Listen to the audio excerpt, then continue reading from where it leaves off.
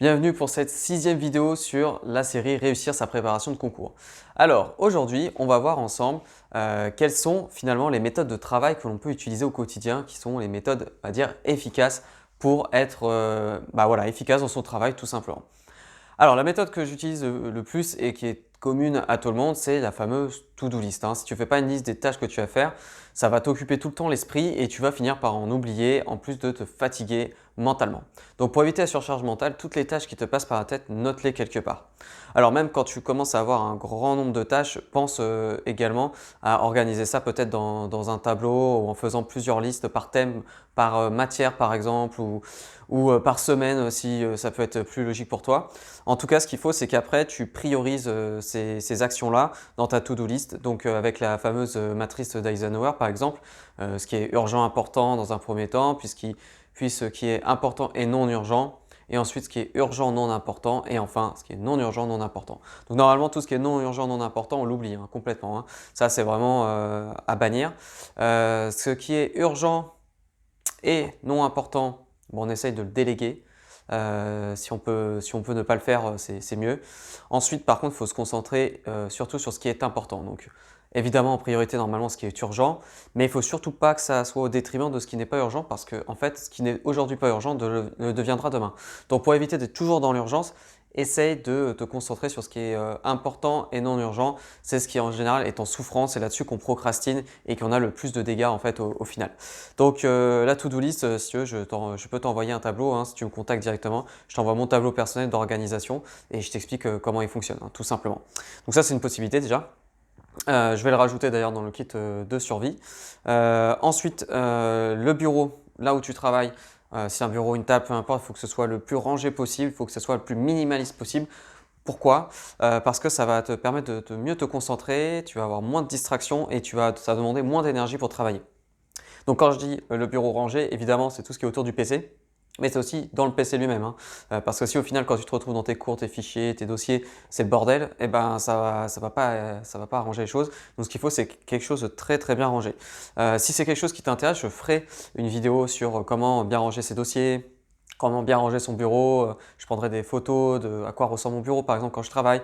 Enfin, ce genre de choses, ça, je peux tout à fait le faire, il n'y a aucun problème. Ensuite, autre chose pour bien travailler au quotidien, c'est éviter tout ce qui est notification, distraction de manière générale. Donc coupe toutes les notifications de ton téléphone, ça c'est le minimum que tu dois faire au moins pendant les séances de travail. Si tu peux le couper, c'est encore mieux.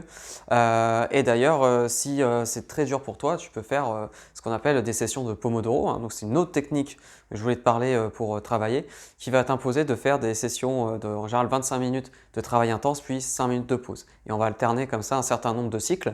Et si par exemple tu coupes ton téléphone juste pendant les 25 minutes et puis pendant les 5 minutes tu les rallumes pour répondre aux messages, regarder des notifications, etc., tu vois, tu peux trouver un équilibre comme ça.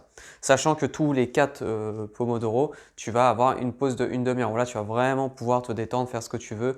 L'idée, c'est de faire complètement autre chose, de vraiment se libérer l'esprit. Alors que les pauses de 5 minutes, c'est vraiment pour souffler, mais ne pas déconnecter complètement du travail pour pouvoir remettre dedans. Donc si jamais c'est un truc qui t'intéresse mais que tu as du mal à le faire tout seul, hein, parce que ça demande pas mal d'autodiscipline, eh ben, je t'invite à rejoindre mon groupe de travail, hein, avec qui je me connecte tous les jours sur Zoom. Donc je te mets le lien dans la description. N'hésite pas à cliquer dessus, on t'accueillera. Il n'y a pas besoin de mot de passe, c'est gratuit. Tu viens, tu t'annonces et puis voilà. Et puis tu prépares surtout une to-do list avant d'arriver pour que tu ne perdes pas du temps pendant ces Pomodoro à te demander qu'est-ce que tu vas faire. C'est le seul prérequis qu'il y a. Et après tout le monde bosse vraiment pendant les 25 minutes, c'est micro coupé, on a juste la caméra allumée.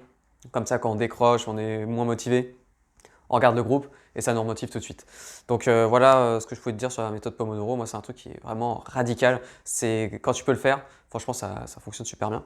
Et enfin, le summum en termes de méthode de travail, si tu peux le faire, alors que ça soit au quotidien ou même sur le long terme, c'est d'avoir un partenaire de travail ou un groupe de travail, hein, que ce soit un binôme ou plusieurs personnes.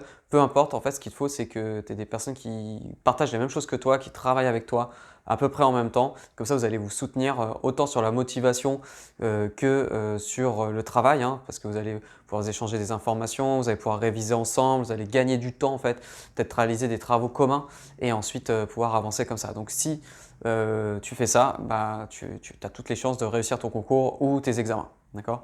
Donc voilà, donc si je résume, la to-do list, un bureau rangé au sens physique comme au sens virtuel, les notifications coupées, la méthode Pomodoro en collectif si possible et évidemment donc travailler en collectif en maximum.